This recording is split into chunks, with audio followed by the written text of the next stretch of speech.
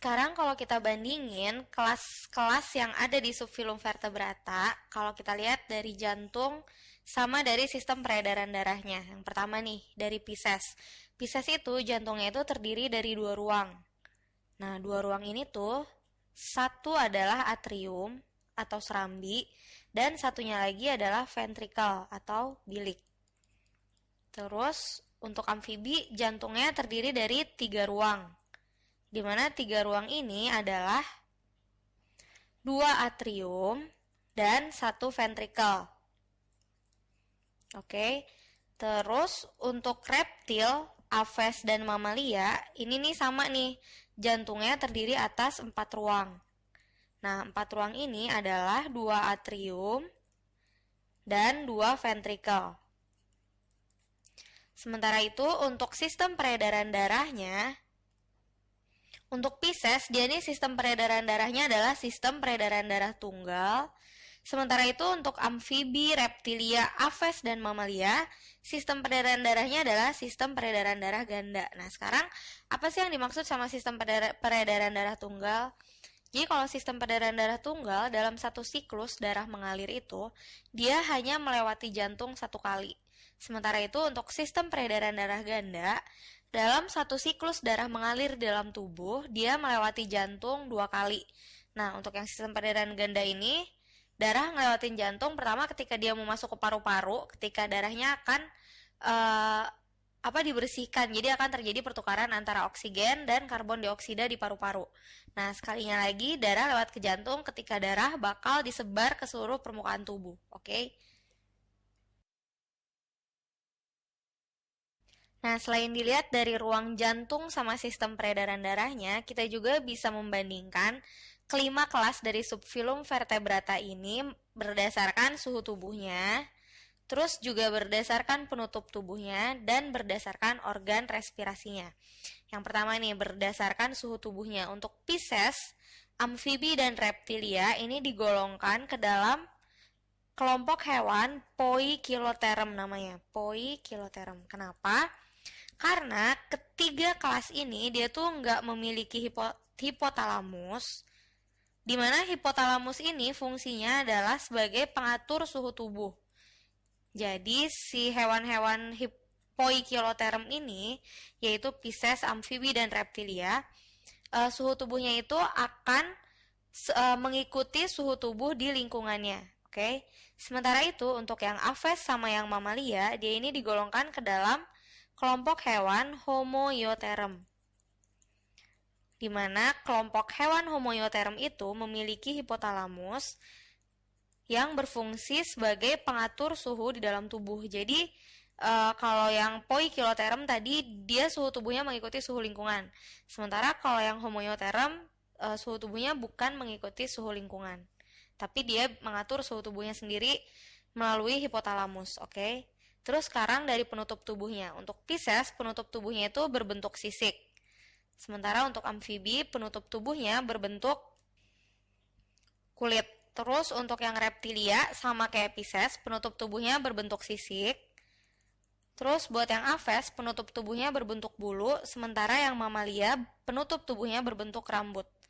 Nah, di sini ada perbedaan antara bulu sama rambut, yaitu untuk penutup tubuh aves dan penutup tubuh mamalia. Kalau yang bulu, yang ini sebagai penutup tubuh aves, dia nggak memiliki kelenjar minyak. Sementara untuk yang rambut, yaitu sebagai penutup tubuh dari mamalia, dia memiliki kelenjar minyak. Oke.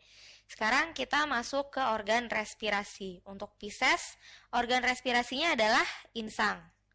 Sementara itu untuk amfibi, organ respirasinya itu bisa berbeda-beda tergantung dari usia dan dari jenis amfibi itu sendiri. Dia menggunakan insang, selain itu juga bisa menggunakan kulit dan menggunakan paru-paru. Oke. Terus kalau reptil, aves, dan mamalia, ini ketiganya menggunakan paru-paru sebagai organ respirasi.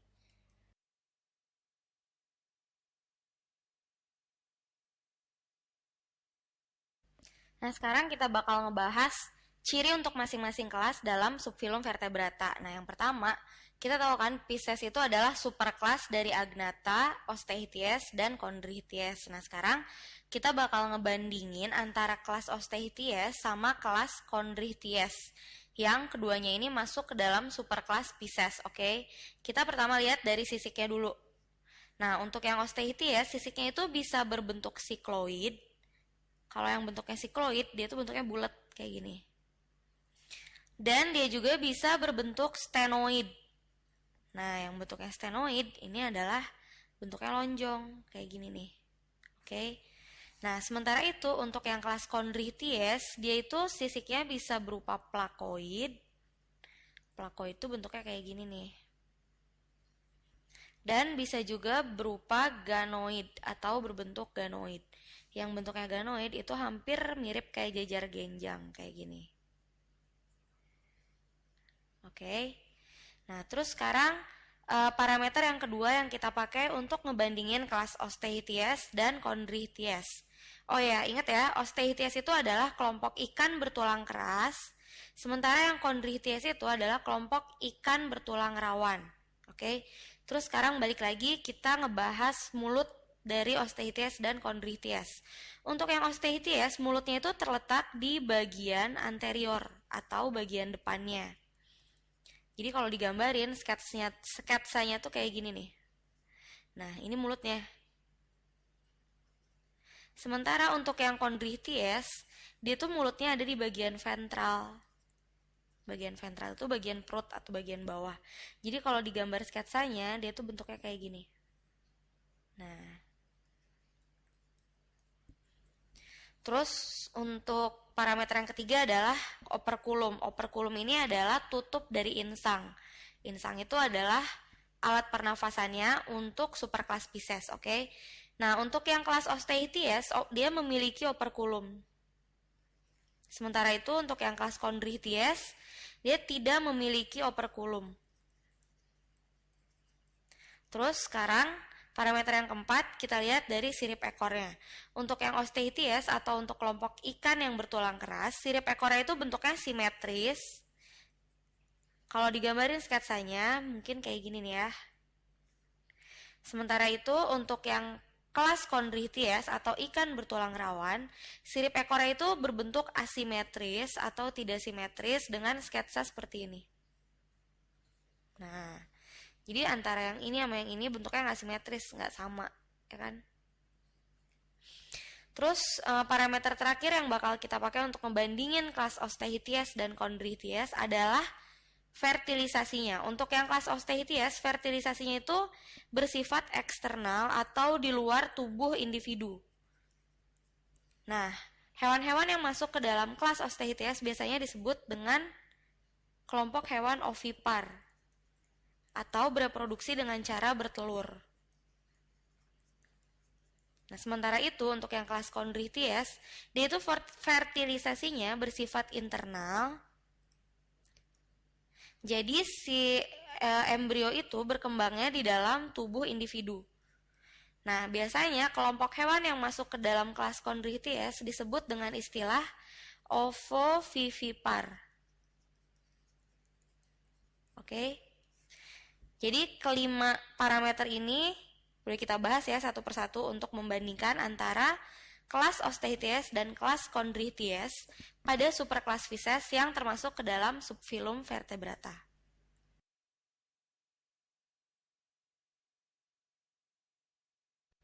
Kelas selanjutnya yang bakal kita bahas adalah amfibi. Kita mulai dulu dari sistem respirasinya.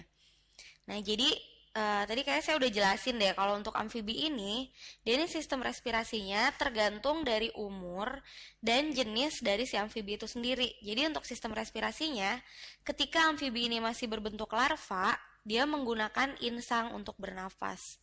Sementara itu, ketika dia sudah dewasa, sebagian amfibi menggunakan paru-paru untuk melakukan sistem respirasi atau pernafasan, yaitu untuk mengambil udara dari lingkungan luar dan untuk memasukkannya ke dalam tubuh. Dan sebagian amfibi menggunakan kulit untuk melakukan proses respirasi atau pertukaran udara antara lingkungan luar dan dalam tubuh. Oke. Terus sekarang dari sistem respirasi kita masuk ke jantungnya.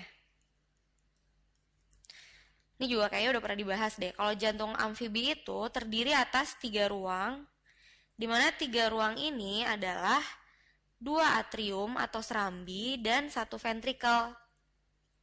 Nah, karena si amfibi ini cuma punya 1 ventrikel, otomatis ketika darah berada di ventrikel atau di bilik, di sini nih darah kotor dan darah bersih akan bercampur, ya kan?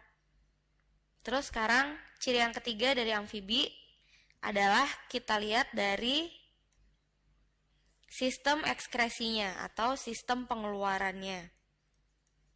Nah, jadi si amfibi ini punya satu muara yang namanya adalah kloaka, di mana di kloaka ini akan bermuara 3 saluran, yaitu saluran pencernaan, terus saluran urin, dan saluran kelamin.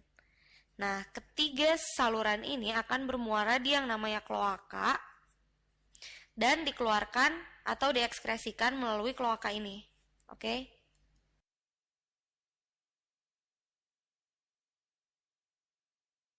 Terus kelas ketiga yang bakal kita bahas ciri-cirinya adalah reptilia.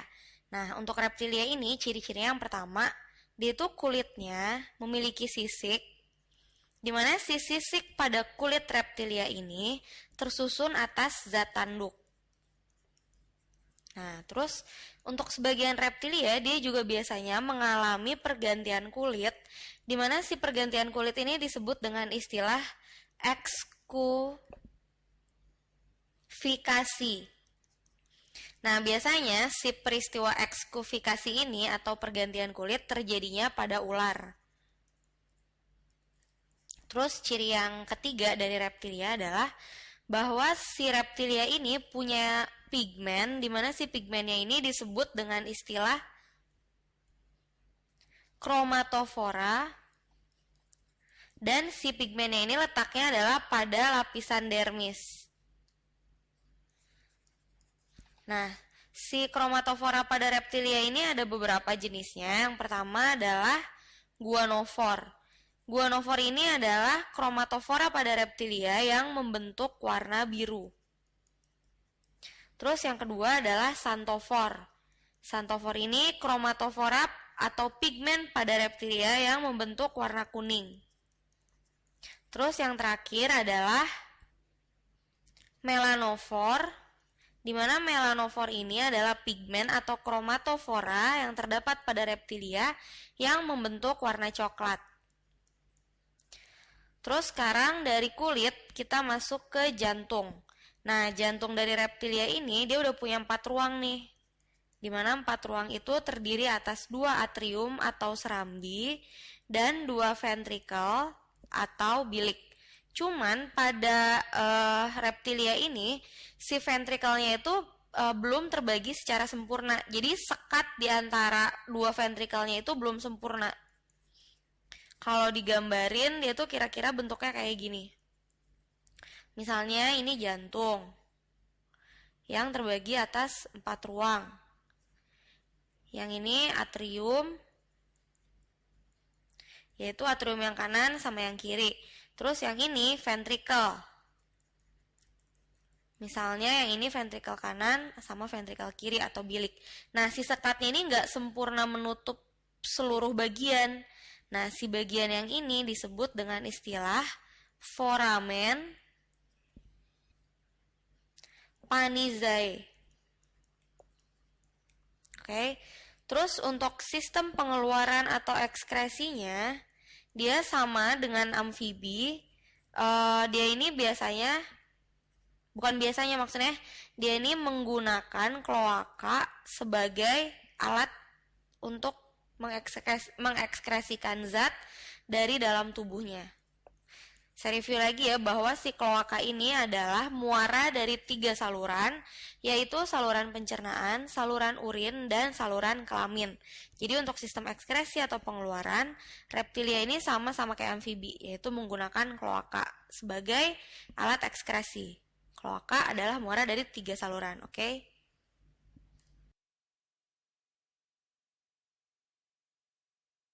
Selanjutnya kita bakal ngebahas ciri-ciri dari Aves.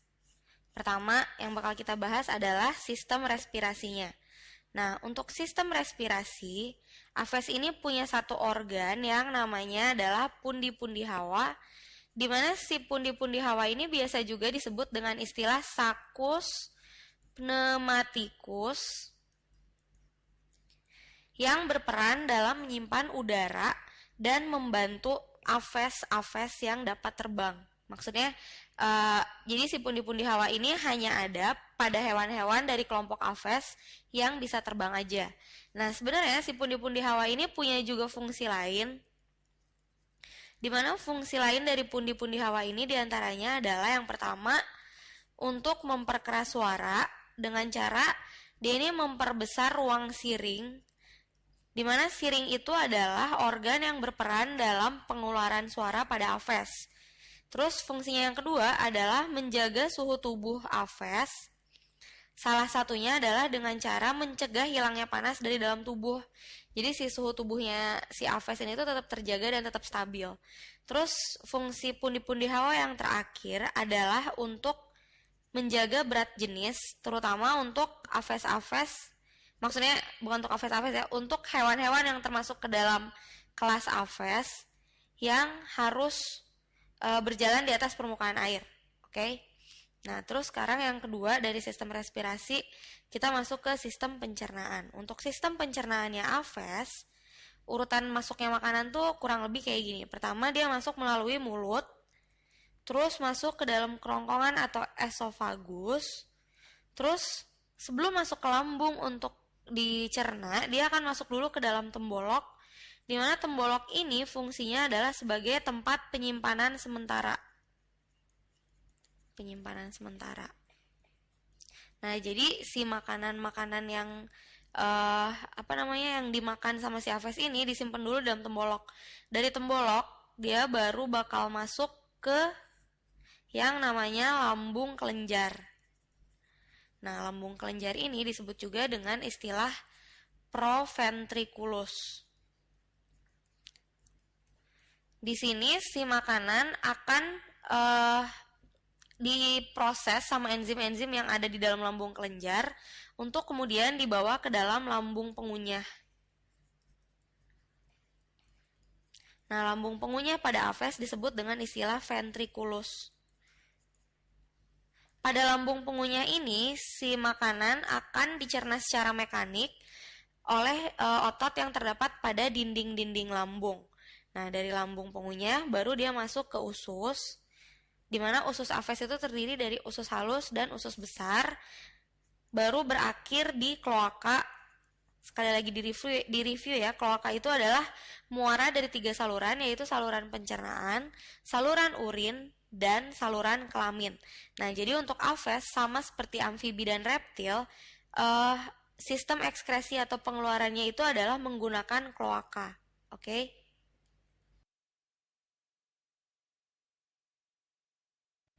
Nah, kelas terakhir dari subfilum vertebrata yang bakal kita bahas ciri-cirinya adalah mamalia.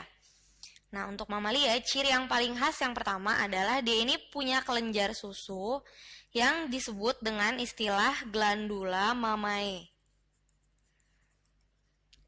Nah, terus ciri yang kedua, pada umumnya mamalia ini bersifat vivipar, di mana pada hewan-hewan yang bersifat vivipar, embrio itu berkembang di dalam rahim atau uterus. Tapi untuk mamalia, tidak semua hewan yang termasuk ke dalam mamalia ini bersifat vivipar. Karena ada 2 hewan, yaitu platypus yang juga disebut dengan istilah ornithorhynchus. Ini platypus ini bentuknya hampir mirip kayak bebek. Selain platypus, ada juga hewan yang disebut dengan echidna, yaitu landak semut. Di mana kedua hewan ini, yaitu platypus sama echidna ini, tidak bersifat vivipar tapi bersifat ovipar, yaitu embrio berkembang di dalam telur. Oke? Jadi pada umumnya mamalia itu bersifat vivipar, tapi tidak semuanya, karena platypus dan echidna bersifat ovipar. Oke? Sekarang masuk ke cirinya yang ketiga, selain adanya glandula mamae dan pada umumnya bersifat vivipar adalah ciri ketiganya itu pada lambungnya. Khusus untuk hewan-hewan yang masuk ke dalam kelas mamalia dan bersifat ruminansia atau yang memamah biak, misalnya yang memamah biak itu adalah sapi misalnya. Nah, si lambungnya ini terdiri atas 4 bagian. Yang pertama namanya adalah rumen atau biasa disebut dengan istilah perut besar. Terus lambung yang kedua namanya adalah retikulum atau biasa juga disebut dengan istilah perut jala. Terus yang ketiga nama lambungnya adalah omasum, biasa disebut dengan istilah perut kitab. Dan lambung yang terakhir atau lambung yang keempat disebut dengan istilah abomasum atau perut masam. Ingat ya, yang memiliki 4 lambung ini nggak semua mamalia, tapi hanya mamalia yang ruminansia aja atau yang memamah biak. Tadi contohnya udah saya sebutin misalnya pada sapi. Nah, di lambung rumen dan di retikulum ini terjadi proses fermentasi atau proses pembusukan oleh bakteri yang bersifat anaerob. Sementara itu di omasum atau di perut kitab ini terjadi proses pencernaan secara mekanik. Sementara itu di abomasum ini biasanya abomasum ini disebut dengan istilah lambung sebenarnya karena fungsi lambung maksudnya fungsi lambung yang terdapat pada hewan mamalia yang lain itu terjadinya di lambung abomasum ini. Oke? Ingat ya, jadi ciri-ciri mamalia yang khas yang pertama adalah adanya kelenjar susu atau glandula mamae. Terus yang kedua pada umumnya bersifat vivipar kecuali platypus dan echidna yang bersifat ovipar. Dan yang ketiga, khusus untuk kelompok ruminansia atau memamah biak, contohnya sapi, dia ini memiliki 4 lambung yaitu rumen, retikulum, omasum, dan abomasum. Untuk fungsi lambung yang sebenarnya itu terjadinya di abomasum. Oke.